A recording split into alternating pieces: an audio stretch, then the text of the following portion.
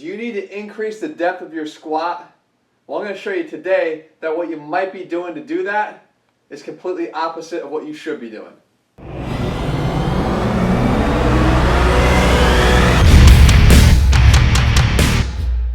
What's up guys, Jeff Cavalier, ATHLEAN-X.com. Today I want to talk to you about the depth of the squat. Right? We know that in order to be functionally strong, we have to have some squatting movements in what we do. Now whether you do a back bar squat, whether you're doing dumbbell squats, whether you're doing single leg squats, the depth is important.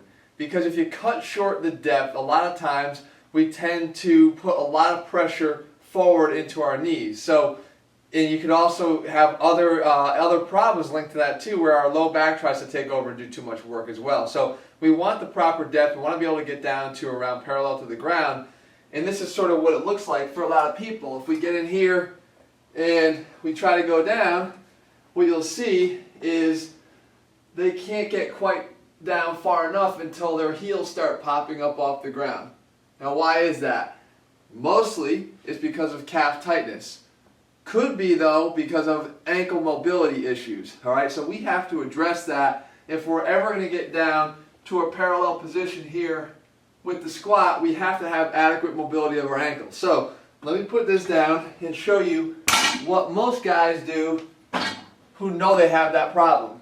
They come over here and they put a plate on the ground, right? And they put their ankles up behind it. We have a 45-pound plate, so I have a little bit more room, but it doesn't matter. Here, they put the plate underneath their heels because the concept is if the calves are tight, well, let's bring the ground up to the tightness, right? So now when we come down, it's a lot easier to go down. There's not as much dorsiflexion that has to happen here at the ankle to accomplish that, right? If I'm looking at my wrist as sort of synonymous with my ankle joint, there's not as much dorsiflexion that has to happen here to keep my heel in contact with the ground in order to get down low like that. So they think that they've problem solved.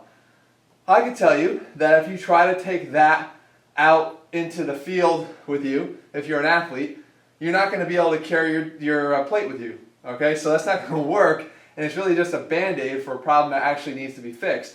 So what do? Instead of putting it under the heels, kick it forward, you should be putting it under your toes.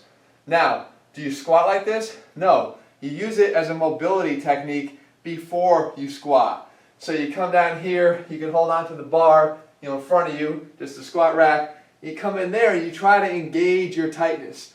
You try to stretch out your calves. You try to get a little bit deeper. You keep your shoulders up. You keep your head up. Okay? Work through the tightness in the calves. Now remember, mobility is another issue. I'm going to get to that in 1 second. Another thing you can do, take your plate, put it forward, put 2 heavy dumbbells on the ground. Okay? Like 80s or 90s or 100s, okay? Because you're going to use them to actually help you. Come down to the ground, okay? Grab the dumbbells here, and then basically pull up on the dumbbells while keeping your head and shoulders upright. What this does is it's actually pulling against the dumbbells that hopefully are heavy enough that they're not going to move. It's actually pulling me further into my dorsiflexion. So it acts as a way to get some force downward into my ankles. You'll see it and feel it immediately as you do this. And it gives me really good mobility. So again, I just try to hold this for a period of, 30 seconds or so for mobility. It's a great stretch for the calves. Now, this might be too intense with the plate. Just take that out, come back down, and do the same thing. Now, immediately I can feel that I can get way more comfortably deep into the squat because of that mobility drill. Final piece of this puzzle, guys. It doesn't have to, that flexibility drill. It doesn't have to always be about flexibility and calf inflexibility. A lot of times it has to do with mobility. So, really important point.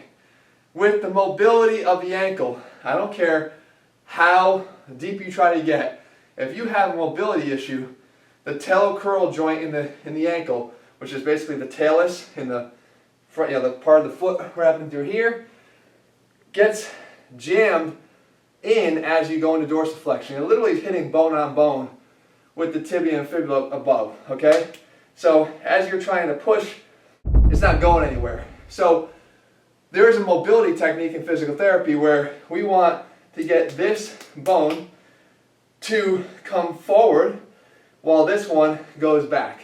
Okay, so if you could see, again, simulate the ankle with the wrist.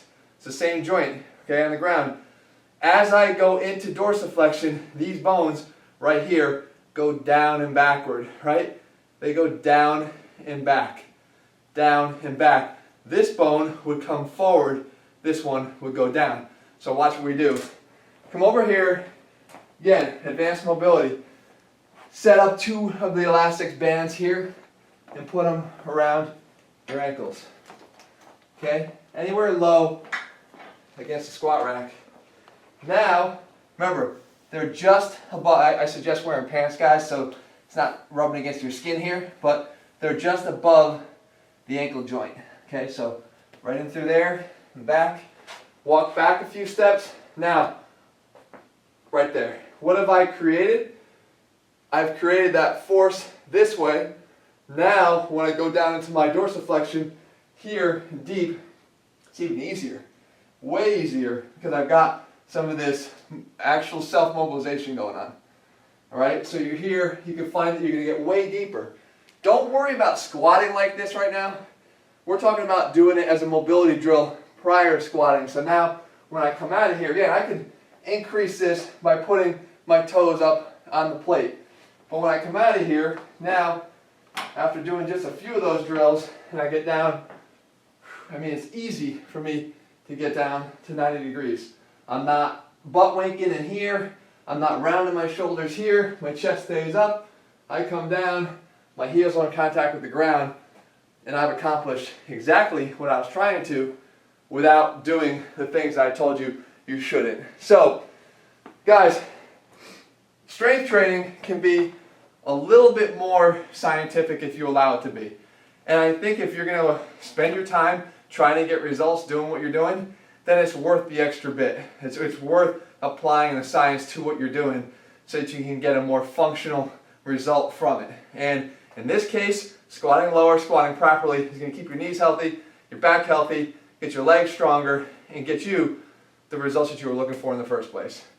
If you haven't already, guys, start applying the science to strength and get with the program here at ATHLEAN-X. Head over to ATHLEAN-X.com, pick up your 90-day training program, and start seeing what it's like when you blend in all these concepts together. I'll see you guys back here in a couple days. Meantime, if you found this helpful, try some of the techniques. You're going to squat lower. It's going to be easier. Stop putting the plate under your heels. I'll see you guys in a couple days.